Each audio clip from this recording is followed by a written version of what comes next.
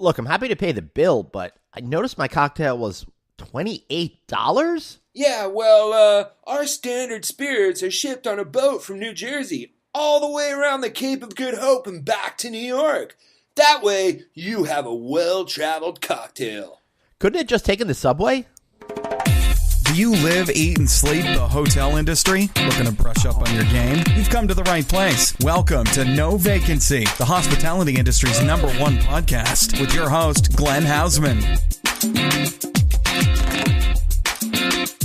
Hey, everybody, and welcome back to No Vacancy Podcast with me, Glenn Hausman. I am thrilled, delighted, and excited to have each and every one of you here with me every single week. And boy, man, things are getting really exciting. As you know, we just launched NoVacancyNews.com, a great new home for all of these podcasts and all these terrific videos that we're starting to put out there as well. And if you want to get our Sunday night newsletter, be sure to subscribe. All you have to do is text the word hotel to 66866. Boy, does that get really easy. And of course, like the Facebook page. Please, come on. What does it take for me to get you guys to do that? Just like it. It's no big deal.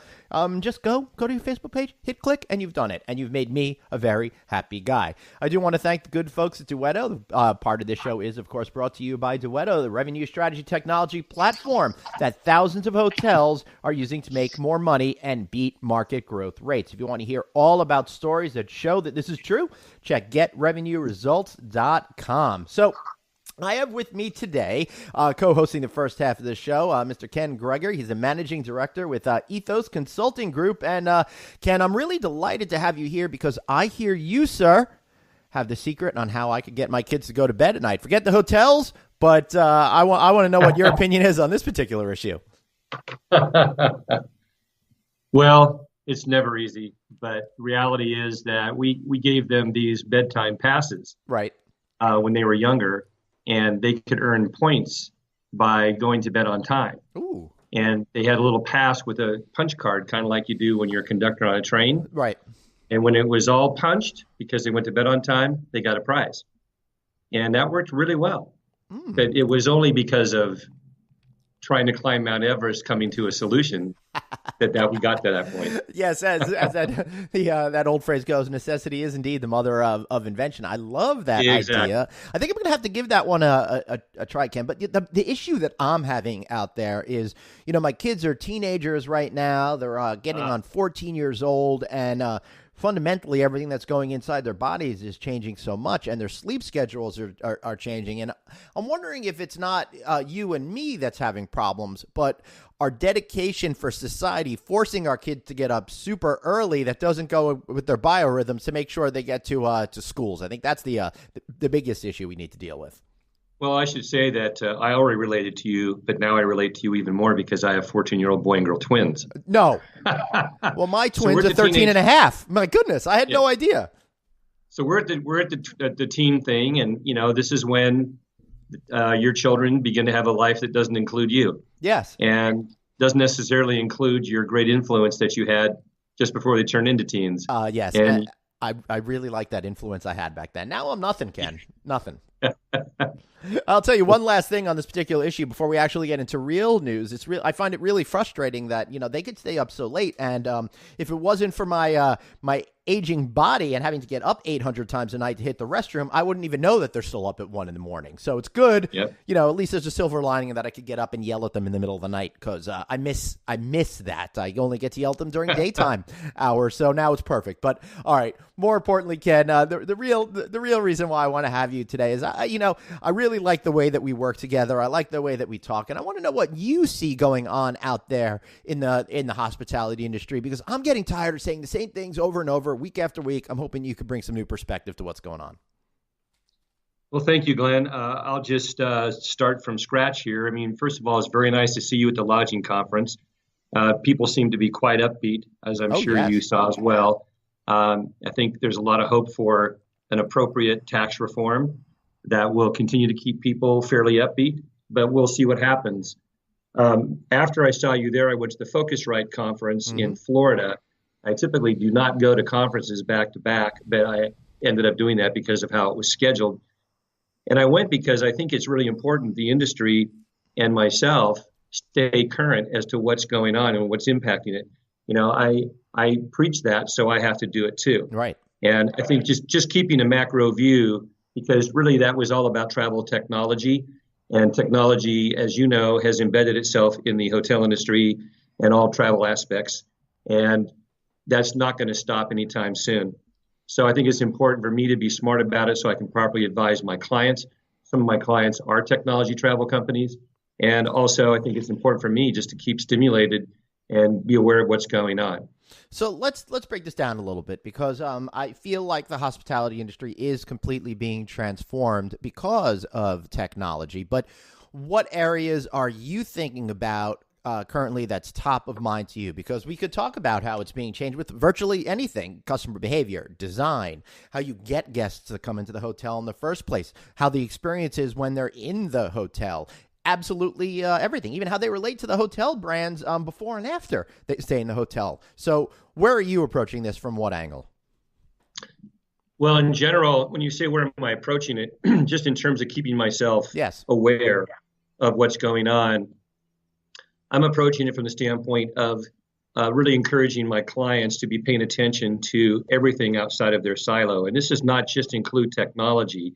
It includes trends in consumer electronics, fashion, design, as you mentioned, et cetera, to know what's going on and what's really relevant. I think the key word there is what's relevant, today. Just because we decide in a conference room that we know what the customer wants and therefore we give that to the guests and we design the guest experience around it, doesn't mean that we're right. And doesn't mean that if we were right last year, that we're right this year. So where I'm focusing is really on making sure I understand as much as I can about where technology is going with regard to direct impact, such as at Focusrite, the company, the startup that won the prize by the judges' selection was a company called TWIP, TWIP, which is actually twip.co, not twip.com. Mm-hmm. It means travel with interesting people.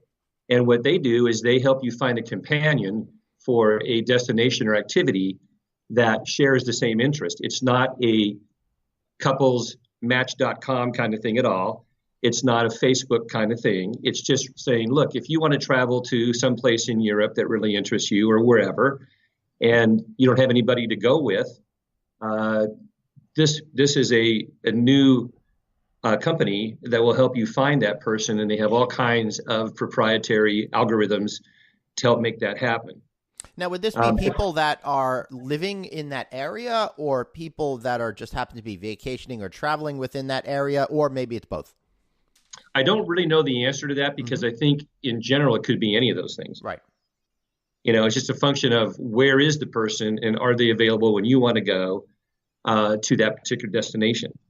And what you just suggested could be interesting, because if you're going somewhere, let's say you're going to Munich, and there's somebody in Munich that likes entertaining guests that come to Munich. Right. Now you'd have this personal experience that's far different than just being in a tour with hundreds of people on a bus. And I think that's really where a lot of this stuff is heading to, at least from the customer experience point of view, of wanting to do things that not everybody else is doing, to feel like you come back from a trip with those bragging rights. Hey, you're not going to believe what I did.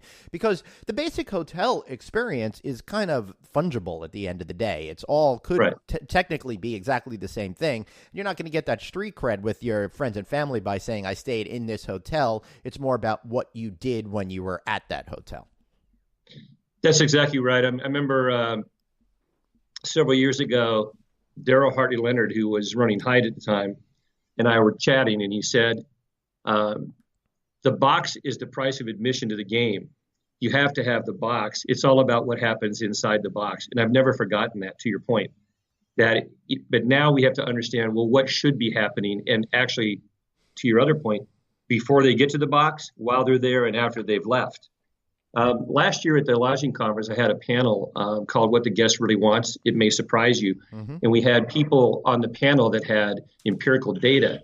So it wasn't just guesswork, but we intentionally had a millennial on the panel who's the CEO of a travel technology company. Mm-hmm.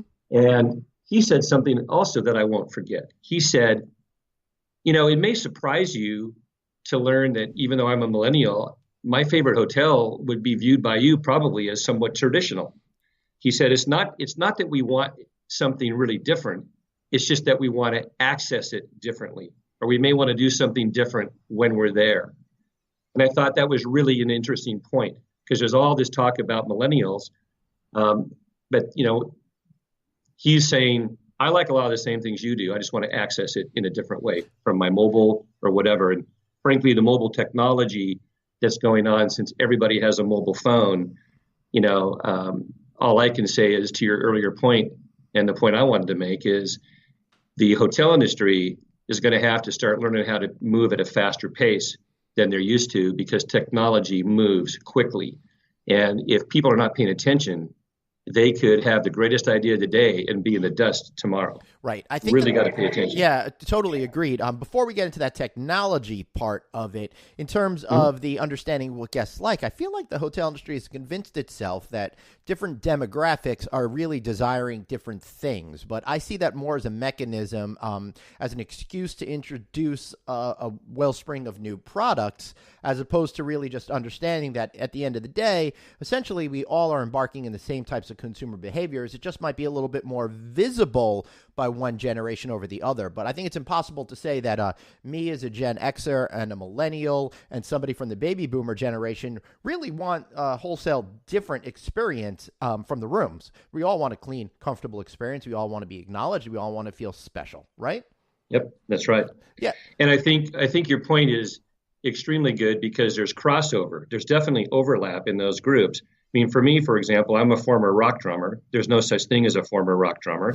I still like rock music. Right. I stay fairly current, with One Republic, Imagine Dragons, etc. I don't fit that demographic officially, but I love the music. Yeah. So to your point. Right. True. So, yes, I may still be stuck in a very single-mindedness by going to see as many Phish shows as possible every year. But I did see Imagine Dragons a couple of years ago, and man, they really rocked it out. That's a pretty good band. Yeah, they're pretty good. Yeah. The other thing you mentioned is, I just want to touch on is, just to agree with you on is, I don't think it's just millennials that are looking to have an experience. I think everybody wants an experience. Mm-hmm. And that word experience reminds me of the word luxury. I mean, if you look in the newspaper at apartment, want ads, for example, every one of them is a luxury apartment building. Right. Luxury is a very overused term. So experience, what does that really mean? Well, and you combine it with experience, which is also an overused term. You now have luxury experience, which means essentially nothing. Right. Right. Sorry to interrupt you. Go on. No. It's a conversation. Yeah. So the fact of the matter is that, you take something like Canopy, for example. I think they're trying to offer tours into the neighborhood immediately around the hotel. Right. And they're building one here in the Pearl District in Portland, Oregon, which is a fun area to explore. And they'll offer those in-depth experiences at different time intervals based upon how much time you have. But I think this is also a reason Airbnb has appealed to a lot of people, because it's a different kind of experience. Being in the location you want to be in, but now you're in a neighborhood, you're in a different kind of scenario. Yeah, absolutely. So I think people are always looking for that. Yeah, for sure. And if you want to learn more about Canopy by Hilton, I highly suggest you going to novacancynews.com immediately, because there's a great video there I have of a panel with a lot of industry designers, but also Gary Steffen, who's the global head of Canopy by Hilton. We get into a little bit of these issues, which I think is really fascinating to me. So, but Ken, I think what the issue we're really talking about here is that sense of disruption, right? Innovating through disruption, either innovating ourselves and disrupting ourselves, or leaving the door open to allow somebody else to come into the business and disrupt things. What is your point of view on that right now? Well, I think that if I may go back historically just for fun for a moment, let me just share with you some big, bold statements that were made. And it's right on point. Excellent. Here's one. We don't like their sound. Groups of guitars are on the way out. Right. This was a statement made by Decca Recording Company's CEO, turning the Beatles down in 1962. Here's another one. There is no reason anyone would want a computer in their home. Right. Ken Olsen, president, chairman, and founder of Digital Equipment Corp. In 1977. And then the last one, with over 50 foreign cars already on sale here, the Japanese auto industry isn't likely to carve out a big slice of the U.S. market. That's Business Week, August 2nd, 1968. So, oops, I guess no one would ever book travel on the internet either, would they? No, they certainly will not, and I'm gonna stand by that. I think this internet thing in general is completely overrated, but especially with its potential to affect the hospitality industry. That's me, 1987. All right. So, all right, so the point is that if people are looking at the traditional view out their windshield, right, and they're not looking to the left or to the right or behind them, there are tsunamis brewing out there that could annihilate them. I mean, if you look at the cap rates and the marketing budgets, advertising budgets of just the OTAs out there, the big OTAs, you know for a fact they dwarf the hotel industry. Right, absolutely. Expedia does over $1 billion a year in advertising alone. No single hotel company entity can even come close to competing with something like that. Cannot come close. And so I actually question as well, tsunami time, right? The loyalty programs, because while I know many of the hotel companies are still very focused on their loyalty programs, and I'm not suggesting they shouldn't cultivate loyal guests, I guess the question is, what cultivates loyal guests today versus previously based on points? Because now, for example, if I'm getting Google points or Expedia points or Booking.com points or Priceline points, and I can stay anywhere I want in New York. I can stay across the street from my client instead of taking a subway train to stay loyal to Hyatt or something. Right. Whoops. Why do I need those loyalty points? So I question, this is me, Ken Greger, Yes. not officially on behalf of my firm, but I do question where loyalty is going. And again, if it's being thought of in a traditional sense, I don't think it's going to be a real anchor anymore. Yeah. I do know that a lot of the hotel companies are doing their very best, some a much better job than others at creating a digital relationship so that people will book on their websites and save the OTA fees. But you've got to really understand who you're dealing with. And again, to your point about the multiple demographics, you've got to understand how to appeal to that in a digital way, and it's a big deal today. Right. One of the things that I liked very much about attending the Best Western's annual conference a few weeks back was because they made a whole presentation about the understanding the consumer from the moment of inspiration of travel throughout the whole process to after they get home and how they share that with their friends. And I think that's a smart way to look at it. And then the other thing that they did is they've just introduced something called Best Western Experiences. So you could use your points to have different events and do things that you wouldn't otherwise do that go way beyond just getting a free night in a hotel room. And I think that is something that's going to connect much better with where we are in sense of consumer behavior and encourage me to stay with a particular brand and use those points in a different kind of a manner. Have you seen something like that yet? Yeah, so no, I'm a big fan of David Kong and the mindset that he has cultivated within Best Western. And that actually brings up another point, if I may, unless you want to keep on. No, keep going. And that is that I think most people can get excited about, innovation, looking at, say, an Uber that nobody would have dreamed would do that. I mean, Uber is a technology company. It's not a transportation company. You look at how Starbucks has reinvented itself. You look at Google. Google's had plenty of failure, but their mantra there is fail fast. That's right. And move on. But what's important to understand about these companies is everybody can get excited and say, okay, we're going to be an innovative company. So the CEO goes back to their company and says, we're an innovative company now. No, that doesn't work. You have to really question your existing processes, your existing mindset, and your own personal mindset, because it's not like everybody else is going to change. You, the leader, have to be the example of that change. And it may really bring into question your entire organizational structure, your entire set of processes in order to truly be innovative. And I'll give you a really good example. There was a young man, 35 years old, MBA, who took over a company in the aviation fuel filtration business in Colorado. And it was one of the market leaders for that business. And you can't say aviation fuel filtration after 2 glasses of wine. It won't happen. I'm not sure I could say it right now. Yeah, I had to be really slow, as you noticed. Here's what he did at 35 years old. He goes in there and he saw that they had 70+% of the market, that with a lot of effort, they're not going to probably get a whole lot more of the market, but what else could they do? So he literally had a line item in the budget called failure. And he told everybody, I need you thinking about new stuff. I need you trying new stuff. And it's okay to fail, because failure is going to lead us to something new. Just like, 3M and the Post-it notes, that was a failure. That's right. And it totally right. revolutionized and created a whole business sector of it.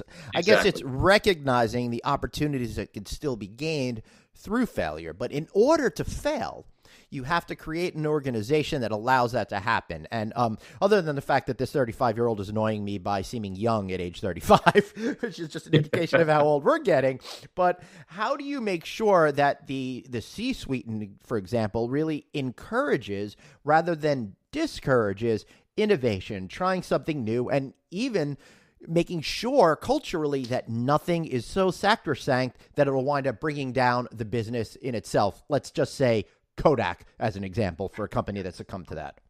Well, it's really interesting that you mentioned Kodak, because one of the things I was thinking about was Tesla reinvented the electric car. Kodak forgot to reinvent itself. I mean, there was a gap between the digital camera coming on and creating inertia and the traditional cameras. And Kodak really didn't do a good job of predicting the speed at which digital was going to be embraced. I mean, some of us remember we had to wait for 3 weeks to see if we'd cut someone's heads off. That's right. In the wedding photos, right? Yes, but do you remember how innovative it was getting them back in 1 hour? 1 hour. Yeah, exactly. So today it's instant. Yep. And, so anyway, I forgot your question. I'm sorry, Glenn. We're talking about that culture of innovation, but I did want to say the culture of innovation. Kodak invented digital photography and yet didn't leverage that opportunity to do it, which I think is an interesting factoid. And you could look at it like, Blockbuster failing to innovate and allowing Netflix to come around. So the question is, how do you look at your company and understand that, sure, you're here, but in order to keep moving forward, how do you not get trapped by old school thinking and allowing yourself to open up to new ideas and concepts that could actually propel the business forward? Well, as Stephen Covey says, the fish moves from the head. So this all starts at the very top, and it takes courage, because you have to get out of your comfort zone. If you're too comfortable, I think you're going to miss the opportunities here to make sure the company is nice and healthy moving into the future all the time. And I think we have too much of that going on. I think that, it's easy to be complacent, even parochial in the hotel business, particularly when we have robust economy and, RevPAR is up and occupancy is up and that kind of thing. But, it's funny, when there's a recession, how well is your hotel doing? And the question there would be, what did the brands or the independents do during the robust times that made people still want to stay there during the challenging times? And I think a lot of it is to constantly be thinking about what you're not comfortable about and really paying attention to what's going on outside and demonstrating that you yourself as CEO and the other C-suite executives are embracing this and also fostering innovation from every level of the organization. I mean, the gentleman who founded Southwest Airlines, Herb Kelleher, he used to encourage this at every level. Secretaries, anybody, you have an idea, let's hear it.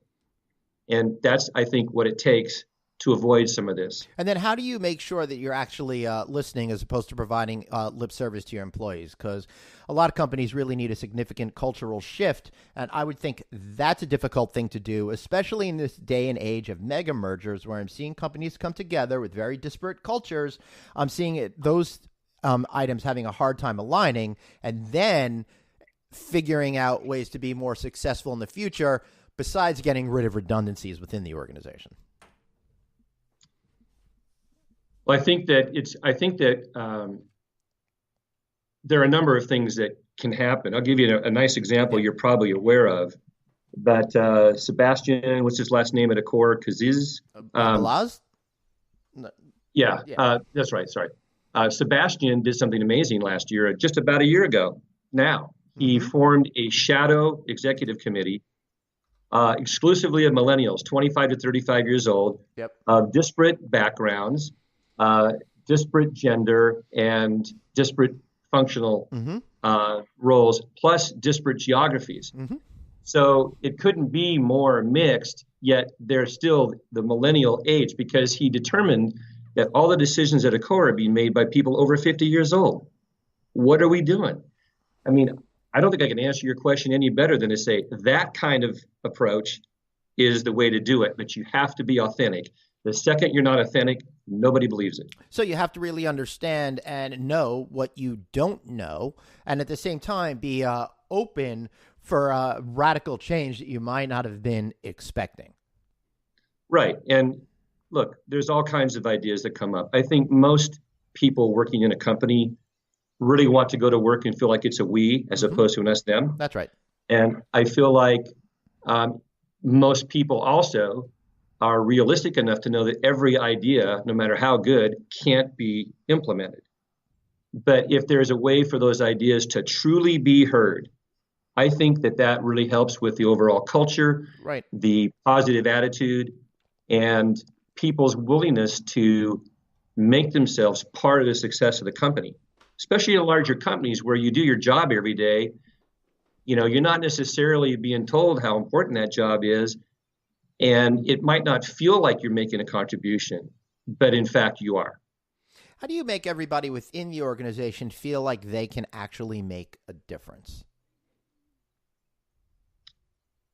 Well, first of all, I think that one way to do that is to tell stories, because stories are not only compelling to listen to, particularly if there's a good storyteller, Right. but they are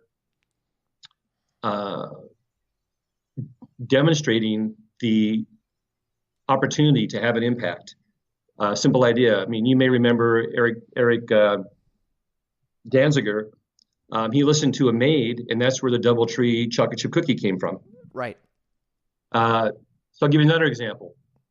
And I'm not going to mention this person's name just out of respect for him. You don't want it mentioned, but there's a substantial industry icon who was a client of mine, running a large public company, Fortune 500 company. And he told me a story one day when we were having breakfast in his office, and I love this story. It's just a perfect answer to your question.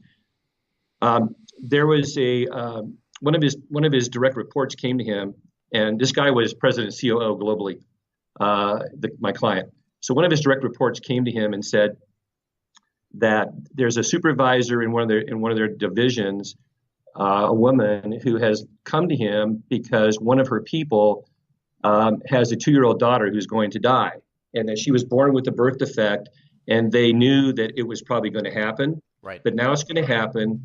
And what could the company do to help pay for the funeral, because he can't handle that?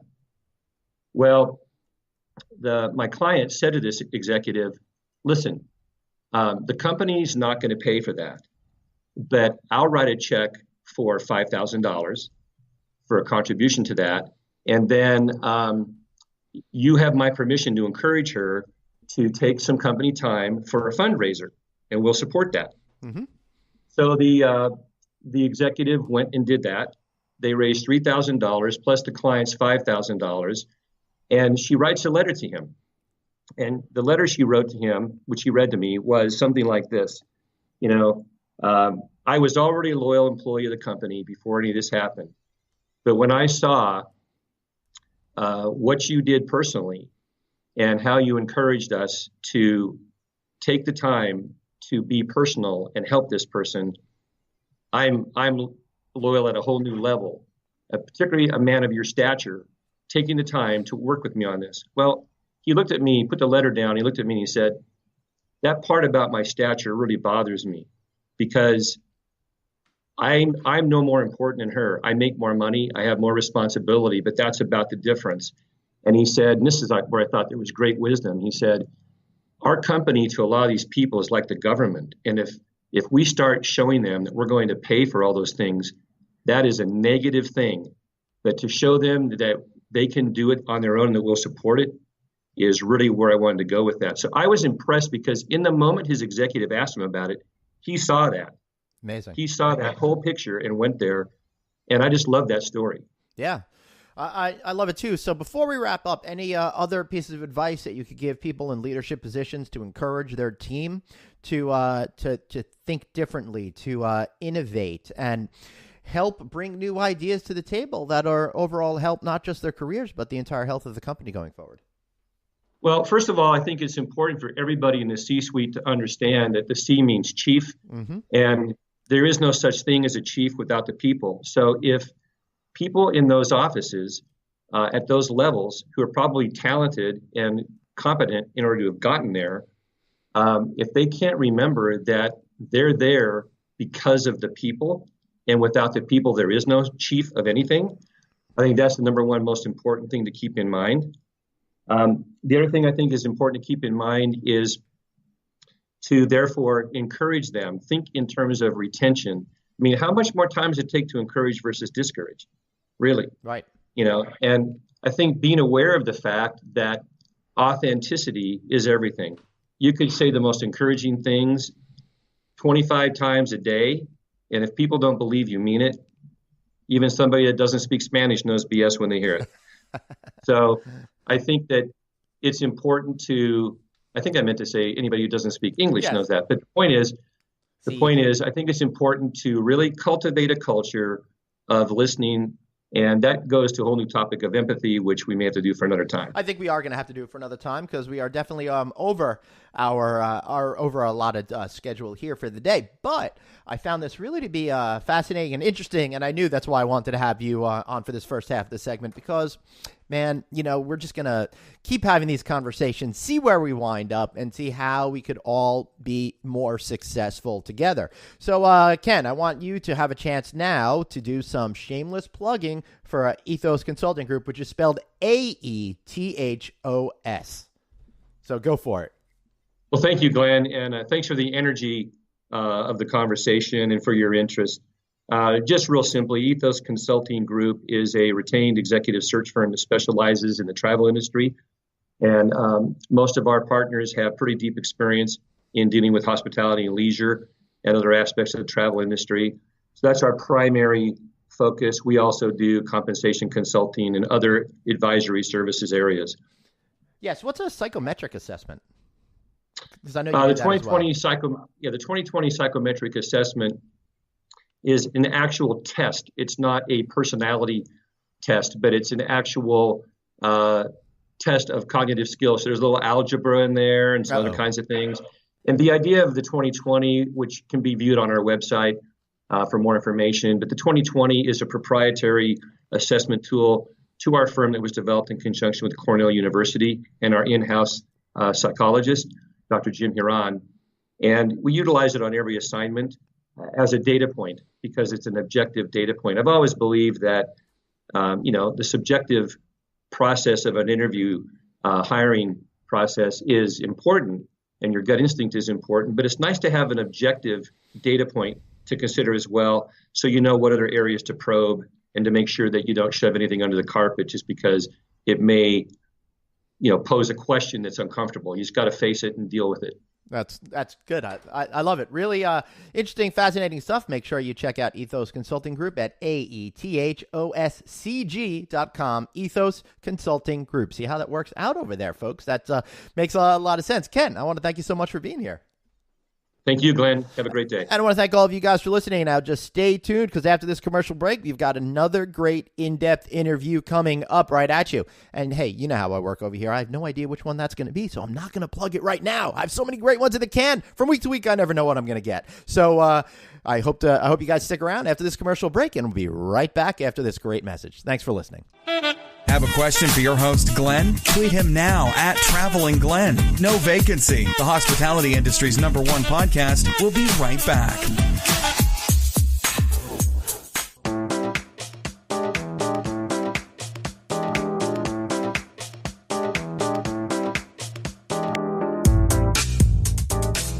Hey, everybody. Glenn here, and if you're like me, then I know that you love terrific art. Art that creates a sense of place. Art that tells a story of where you are.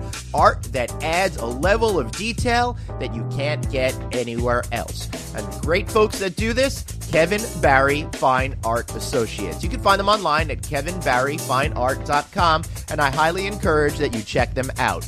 One recent project that I'm totally in love with is the Fairmont, Washington, D.C., where they created a custom project with a local artist, and they created some of this on site. They actually created a multi-dimensional wall sculpture from gold blocks, which is an abstracted map grid of the Washington, D.C. area. It's got different elevations to it and looks absolutely fantastic. It was done along with Deborah Forrest and Amanda Jackson of Forrest Perkins, which is now Perkins Eastman. And they all work together to create this fabulous new look. So if you want to create a fabulous new look for your hotel, or if you just love great art, check out kevinbarryfineart.com or give them a call at 310-945-2655. Let them know Glenn sent you.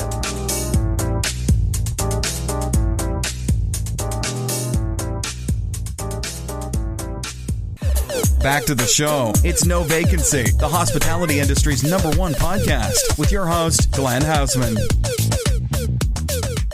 Hey, everybody, and welcome back to the No Vacancy podcast. Glenn here. And, I think you're probably saying to yourself, Glenn, why do you keep talking about extended stay so much? I know sometimes I don't understand it either, but I do understand it in actuality. It's because this is a market that's very exciting. There's a lot happening in it, and it is really redefining the hospitality experience all around. So we've spoken a lot about different segments of the market. And now the one segment that we haven't really spoken to is that, midsection, lower section of the market, that more economy, budget-focused traveler. And that's what the good folks over at Woodspring Hotels are doing so well. And today I have Wendy Hoekwater. She's the Chief Marketing Officer, and Ron Burgett. He's the EVP, Franchise Operations and Development, both from Woodspring Hotels. Guys, how are you? Welcome to the show. Thank you, Glenn. Doing great. Yeah, well, it's really super duper to have you here, and it's always fun talking to more than one person on the line at once. And the funny thing about these podcasts is at least I'm speaking to one female and one male, so that way it's more easy for me to tell the voices apart, because otherwise it could get really embarrassing over there, So thank you for doing that favor for me. I really appreciate it. So I think the natural place to start is I don't know yet, even though us in the mainstream hospitality business understand what Woodspring Hotels is all about, but you guys are a little bit different. You got a little bit different point of view. Perhaps one of you could lay that out for my listenership about what makes you different, unique, and interesting. Absolutely. Wendy, so, go right ahead, I yeah. think. Pardon? I'm sorry. Go right ahead, Wendy. You see, this is the downside of having more than one person on the conversation. You never know who's ready to speak. Wendy, take it away. Go for it. Okay. So, what makes us different, we are truly purpose-built for extended stay. A lot of what I hear out there as regards to extended stay, people will say that they're purpose-built. We truly are purpose-built for extended stay. Right. It's a kind of an attitude of you build it for people that are in the extended stay field, as opposed to having a hotel where people are just staying for a longer period of time, right? That's right. Mm-hmm. That's right. And, I think our repositioning speaks to that. Mm-hmm. We, make it simple, and we keep everything clean, and we give people just what they need. And our qualitative and quantitative research led us to the new designs that we have. And the essence of that is that we've actually incorporated all of those designs and the consumer feedback into our new design and our new build, which is really meeting the needs of that extended stay customer. Right. When I first discovered the company, it was still predominantly a value place. And it was one of those things that had kind of grown up behind the scenes. I didn't even know it was happening until, boom, you were all of a sudden there with a lot of distribution. And it's amazing to me how you folks have really reintroduced this brand to the public and how it's taking off right now in a wholly different and interesting way. So tell me a little bit about that. Absolutely. So we are getting the word out, definitely. We have recently completed brand conversions. About 176 hotels have been converted, and we have literally touched on virtually every aspect of the hotel during this brand repositioning, from new employee uniforms and name tags to brand-wide free wireless internet access in all public spaces and guest rooms. We have new interior signage, in-room collateral and marketing materials. We've got new bedding, exterior signage, and we've launched this brand awareness campaign, our first one that really was executed as a multi-channel program with two key objectives. Number one was we really wanted to build the brand awareness. And number two is we wanted to drive direct and online traffic and revenue. And we've accomplished that in a number of ways through our digital campaign, through a new focus on our campaign titled Suites, Kitchens, and Wi-Fi. Oh my, that's really kind of a theme that we've kind of carried through that sets us apart. So I hear you laughing. I think I'm laughing because catchy phrase. Yes, I'm laughing because it's a lot safer than lions and tigers and bears. Those scare me. Suites, kitchens, and Wi-Fi. That makes me very, very happy. I like a lot of space. I like to have a place where I claim I'm going to cook food, but don't actually do it. And of course, I need to have lots of great Wi-Fi. Yeah, one of the things that I think really brought this brand campaign to life, Glenn, is really our on-property grassroots effort. So not only did we engage from a digital perspective and from a public relations perspective and really getting the word out through various vehicles of media, but we also announced the brand campaign at the GBTA conference in July, which is where I saw you. Yep. And then I think most importantly is really engaging at the grassroots level with our hotels. So what we did was we actually prepared what we called a launch kit or a celebration kit.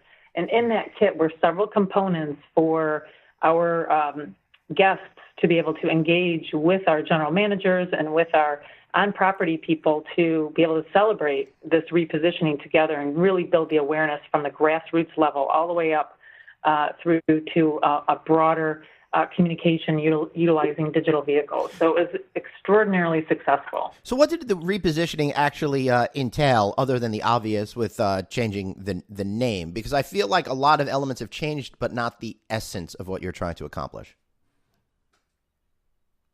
So as mentioned, the essence, you're right, it hasn't changed. We're getting the word out, but I think, the repositioning really, as I mentioned before, touched on all aspects from a guest experience standpoint. So, from the moment of arrival with the signage to guests being able to come into the hotel and see new uniforms and name tags and really experience the new design of the interior and the guest rooms that are really purpose-built for extended stay.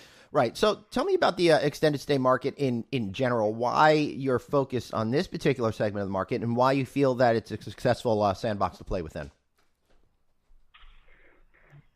Well, I would say that overall we're seeing moderate growth in supply and demand and in the hotel industry, but particularly in the extended stay segment. Although it represents a small percentage from a industry rooms perspective, the lion's share of the growth is in the mid-tier, and where we have this niche is within the value or economy segment, which is growing very, very fast. Yeah, that's interesting to me, Wendy, that you say, economy is growing very fast, which it is. I want to be very clear about that. But the reason why I precipitate the statement with that is because it's a segment of the industry that I think the mainstream hospitality business a number of years ago decided to write off, that it wasn't going to grow, it wasn't going to be vibrant. Everybody was moving upscale, but that's really not how consumers are looking at these types of products. They want something that they feel is affordable but delivers great value. Absolutely. I mean, I think Woodspring Suites were really leading the charge in the growth of the economy extended stay section. We continue to expand our footprint across the United States and into new geographies, into new territories. And that's done with a purpose because we want to meet the needs of that extended stay traveler and provide that option for those guests that are looking for something that's simple, affordable to stay, that has the right options for them. So I think, what we've learned through our research and what we know, and you probably know just from your family and your everyday life, is that people want choices, right? And so that's what Woodspring Suites enables the customer to have is really to have choices and options. Right, and that's so really essential, is to have that ability to feel in control of your stay. Now, extended stay, what is the average length of time people are staying with you in your hotels? You want me to take that, Wendy? Yeah, go ahead. Yeah, okay. Because it's changed. So, yeah, it's a changing thing, but you can see how much we're excited about the segment and having Wendy on board. It's been just turned this whole thing around. She's really been focused on the brand and the excitement. And one of our secret sauces, if you will, Glenn, is not talking a lot about it. Like you said, we've kind of flown under the radar. Yeah, totally. But there's just so much going on. We just we want to talk about it and get new people looking at what we're doing. So, and one thing I wanted to mention, I think you tagged on to, is there is some new excitement around this segment. We've had 25% of the new construction in the last couple of years has been in extended stay, believe it or not, but just a very small percent, about 5% has been in our segment. So that's why we're in it.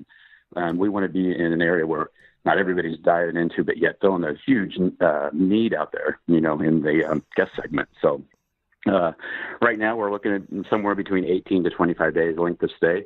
We have opened our channels up to do some nightly, but we're still very, very heavy on our, long-term stays. That is a huge amount of time that the average person stays there, Ron. That my guess is that goes a long way in simplifying the operations of the property itself. And I'm going to take a little detour here. I've been talking to a lot of people, doing a lot of interviews in the extended stay segment. Most seem to be, they say they're focusing on 5 to 30, but I think they're actually bringing in 3 to 5 nighters. You're really getting that real long-term stay customer. What is the profile of that customer, and why are they staying so long? We have a number of customer segments that we meet that have the need for stay, and that's in the military government section. Right. The work crews, you think about the long-term business for people relocating, people are moving, there are medical reasons why people are needing to stay for a length of time. And then, whether there's a catastrophe, while we don't like to see people displaced from catastrophes, we are their home and we are a resource for them within the community when something like that strikes their environment. Yes, and I'm looking at some notes that you all provided for me, which is very rare. I want to thank your great PR team there for actually providing something for me to utilize. But your number one market, you're saying, in the United States is Houston right now, which doesn't really surprise me. Was this before the hurricanes it was number one as well, or is that a recent affect? Anyone know? Well, I'll grab that, Wendy. And so, yeah, you're right. It absolutely flipped around. Houston was a little tight. I mean, it's been very rough last couple of years, and now we could have 10 more hotels there. We'd be very happy. So, yeah, it's obviously we're putting people in beds that need it, and then the floods just really displaced a lot of people, and there's also a lot of workers down there rebuilding. And again, that's our niche. That's where we are. So, yeah, Houston, South Florida. Now, those areas have continued to be very strong for us in the last few months here, couple months. Yeah. So Ron, we're looking at the whole development story now at this point where you're going, and I want to go back to that whole notion of how you were flying under the radar, and it seems interesting to me because you're able to get to 177 properties right now. Well, we'll have 235 open at the end of this month, so we're opening about 8 in October here. So yeah, we have we're growing pretty fast. We're adding about one every 9 days on average. Oh my God, that must be making your head spin. Although closing all those deals must be really nice for the bonus at the end of the year, there, Ron. But exactly, I'll just let you giggle. But I will say what I think is really cool, and it goes back to when I first discovered the company back when it was Value Place, was a lot of the development that was being done by non-traditional hospitality hotel developers. It seemed to me to be a lot of real estate guys, a lot of shopping mall guys, strip mall guys, that sort of thing. Am I right about where you really were getting your business in the earlier days?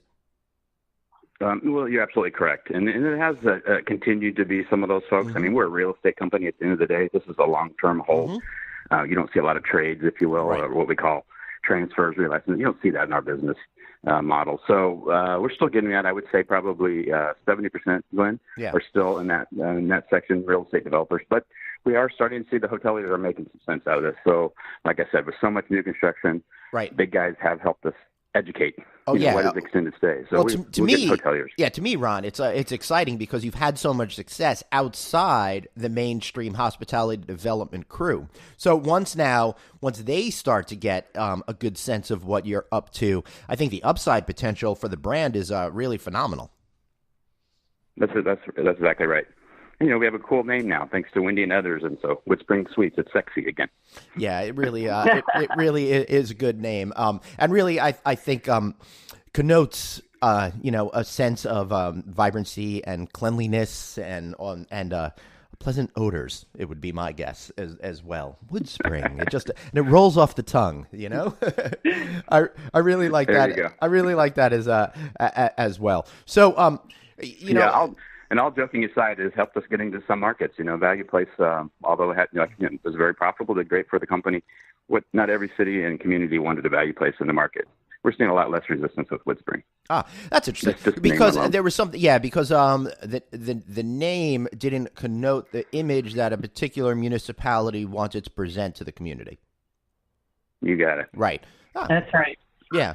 Right, that makes a lot of sense because when you see value, I think that sometimes people might assume that it's a lower quality and therefore attracting an individual that is not of the ilk that the community is looking for would be my hunch on what they're thinking. So by changing the name, it really opens it up to more of a classier point of view within somebody's mindset, correct? That's right. Yeah. And all we're doing is new construction all along, even with Value Place, right? We've never done a single conversion, which again is very unique in this business, as you know. So we're building great looking buildings. It was just, you're right, perception. Perception is reality, right? All right. So Ron, how do you build all these new buildings and be within the budget economy category? Because an outsider, I think, is going to say, well, economy should be buildings that have been around for 30 years because otherwise how is it going to be affordable if you're not bringing in $200 a night? Yep. Well, I'm going to spin off a little bit how Wendy started. She said, simple done better, right? Mm-hmm. So these are clean, straight line buildings. We've designed these to be very efficient. We don't waste any space. I mean, back in the early days when Jack DeBoer was running the company, he said, watch your nickels that you're spending on the space. And so we haven't put a pool in.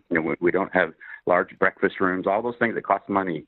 In this business, we've shaved off because our guests, technically don't want that. They don't need that. And so when we're building these buildings, we're still doing it for a very good price point, $65 to $85 a key, and that's just kind of unheard of in new construction.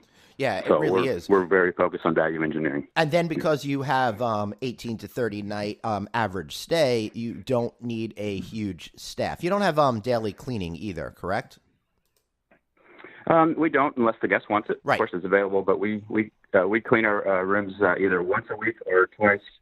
Every other week, depending on the model and what the guest is asking for. So, and again, that saves cash. Yeah, go ahead, and we have a linen exchange service. So cool. Anytime that the guest wishes to have new linen, it's there for them. Right, and if you're anything like me and the way I live at home, then you'd never need new linens. Eventually, they'll just walk themselves to the washing machine. But I think that I think Ron and Wendy, there was a time when you would think that not having some of these services was a bad thing. But I think we seem to have flipped the equation now, where people aren't necessarily expecting to have daily room service because we don't live our lives that way, nor do we need it, nor do a lot of us even want that interruption. You're absolutely right. And that's our guests. We do require we get in there at least every couple times a month. Again, we have right, of course, stay months at a time with us. But at the same time, you're right. They don't want us in there, and they're cleaning their room. They're making their own coffee with our coffee pots. They're doing. They're doing their own dishes. They're eating our guest rooms, and so these are full kitchens. So it is a home away from home, and we try to build the environment around that. Right. Absolutely. Excellent. So, Wendy, you're relatively new to the Woodspring family. I believe when I spoke to you in July, you were like just starting at that point, right? So, Yes, that's right. what attracted you to Woodspring, and what's the most important thing that I think that you've learned in the 3-4 months that you've been around? Well, I tell you, there's a lot of things that attracted me to this company. Number one is just the entrepreneurial spirit within the company and the culture of the people. So very performance-based, and I get the pleasure of working with people like Ron and Gary DeLaff, who's our president and CEO, and everyone that's in the company really, really cares about the customer and cares about the product and cares about the brand. Where can you go that you have 100% focus on that? So I would say that that's what attracted me. What the biggest learning I've had is that this product is so great and nobody knows about it. So right. We really are doing, putting a lot of effort into building our brand awareness, because I think that, people are trusting the term extended stay a lot more. So we really have this ability to be able to own this segment and really, because we are very appealing to customers who want to stay longer. They just don't know that we're purpose-built for their stay.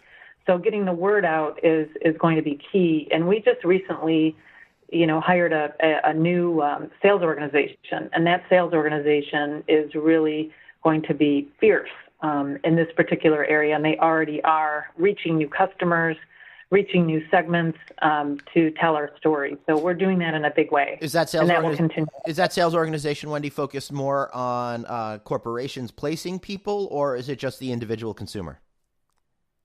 They're very focused on the corporations, on the work crews, on the right, great. The all of those long-term stay guests that stay with us for months at a time, weeks at a time. We have a number of traveling nurses that stay with us that stay 13 weeks at a time. Wow. So, the great part about it is where our locations are. So we did kind of this analysis on the traveling nurses arena and found that over 3/4 of our hotels are situated within a 5-mile radius of a hospital. So we're very, very convenient for that particular market. And, as we uncover more markets with construction going on, that's just, we're really poised for growth in those particular areas. I get the idea of construction, but I never knew that we're traveling nurses. That's something new that I'm learning today. Yeah. So tell me, in addition to that, you probably work a lot with insurance companies. That's probably an important category for you as well. Absolutely. So, recently with the hurricanes and the fires and all of that sort of thing, we're very, very close with our third parties, and we work very closely with them to make sure that we're reaching those customers and being able to, align with those government organizations to take care of those folks that have been displaced due to, catastrophes that have happened. Right. Yeah. So Ron, you're in the middle of a record year of development here, and you're opening up 21 hotels this year, right? And you're going to open even more than that next year, which is pretty amazing. 45 next year. That's pretty awesome. How do you balance all of those projects at once? Right. It's a really good question. It's going to put a lot of pressure on the organization to kind of keep it all together. And again, I think keep referring back to Wendy with her new sales organization and all the things we've done to kind of ramp up what we do. So we're absolutely ready. 10 of those will be ours. 35 will be new franchisees.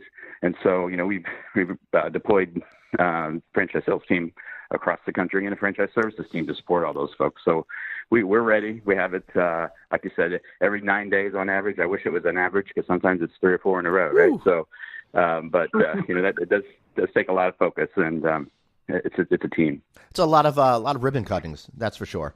So. That's right. Yeah.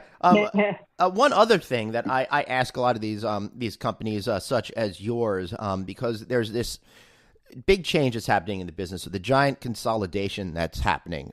What are some of how are you able to cut through the din of those massive hospitality companies in order to get the attention that you need to not just sell hotels, but fill the rooms once they're open? Well, I'll take it from a marketing perspective. Yeah. I think it all boils down to the fact that we really know who we are. Right. And that's important because we know we can't be everything to everybody. So because we know who we are, we really are targeted against that long-term stay market.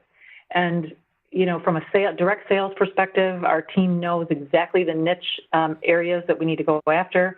They know the key value proposition that our brand offers. And we are being welcomed by many, many corporations as being a refreshing, simple alternative to what they formerly had been introduced to. So we feel that there's nothing but upside in terms of once those guests come in and they have a great stay, we're going to continue with the acceleration of people that want to stay with us at Woodspring. Excellent. And Ron, I'll have to ask you, we seem to, the banks seem to almost fetishize, particular 3 companies out there when it comes to providing financing. How do you explain to developers that, hey, that's not really the case out there and that they will support the financing of your projects? You're absolutely right. It's an education, right? So We start out, everybody wants the top 3 or 4. And then we talk about, okay, you want them, but why do you want them? And so we spend a lot of time, especially with Gary DeLapp, our new CEO, who's an ROI guy. If we're not, why are we doing it? It better be making us money. So to be honest with you, Glenn, it's actually completely across the board, rolled down to the bottom line on every project we're doing is very, very strong. So, we take those numbers and it's education. It's doing tours with lenders, talking to a lot of lenders. And like you said, 45 deals, that means at least 45 banks have lent money for our projects. So when they see our numbers, they walk away from, the big brands and say, you know what, you're filling these hotels and you're doing it because you know what you're doing. So it's an education step by step, but, we got a lot of projects, a lot of irons in the fire. Right. I love it. Is there one project that you're most excited the company going forward? Well, I mean, if you don't mind, we love all of our guests and customers, right? So yes, of course. But Cherry, I'll give you 3 if you don't mind. Yeah, no, go for it. I love when people cheat on my questions. It's great. So go for it. There you go. Well, like a politician, right? Yep. So I'll quickly go through 3. Cherry Hill in that area, Plainfield. We got into New York suburbs for the first time. That's exciting for us. The numbers are off the charts, and we just knew we could do well up there. And again, competing with the big guys. South Miami, we're opening next week down by Miami Zoo. Again, it's a good market. And Miami's sexy, and we're putting in a great looking building down there. So we feel like we can do really well there. And Seattle market. And these are new markets. That's why we're excited. But in Seattle, we're building several hotels up there. We have one opening. One is already open. One's opening right across from the Microsoft world headquarters soon in the next few weeks. And we have another one down there. So we're doing 25 up in the Seattle area is our development plan. Those are all, when you're saying exciting, it's easy to for our investors to see it, understand it, the banks. We can get in the big markets. That helps us. Yeah. And Dallas continues to be well, too. Yeah, exactly. And the reason why I asked the question is because if you are in certain specific markets, it's kind of like shining a light on the entire brand, and it gets people to take notice from both the consumer and that important developer point of view as well. So, wrapping up here, folks, how about a little bit of final thoughts? What did I not get to that you feel you absolutely must get out? How about Wendy, you take this one. Start off.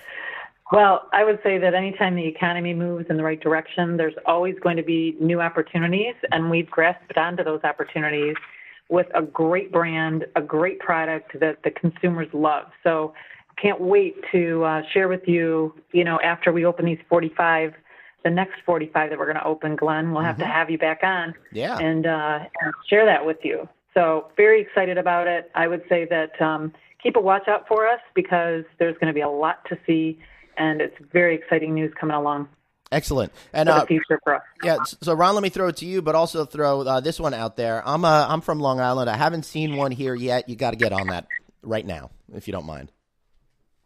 we'll get out there. Actually, not far fetched. We're looking. Good. We're looking in that area with those same guys. No, that's awesome. All right. So what did you want to wrap up with? Well, I'll just tell you. Again, I only want the listeners on your program to hear just if they're going to develop a new product, they're going to stay with us. Those are the only folks we need to hear this message.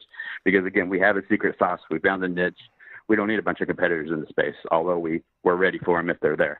Right. All joking aside, we do feel like we have a niche that nobody else has tapped into, and we're going to keep riding the wave, if you will. Okay, so the message to the competitors is this is a horrible market. Don't get involved in the budget extended stay segment. All right, I get it. That's loud and clear. You nailed it. All right, so obviously if you want to stay, go to woodspring.com. But Ron, you want to sell some of these bad boys. How can they find you folks if they're interested in speaking to you?